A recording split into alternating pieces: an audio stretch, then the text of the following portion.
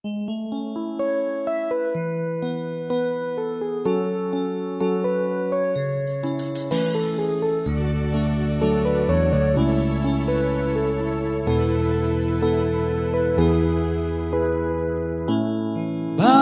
ba pag ika'y nakikita, puso ko ay kumakaba?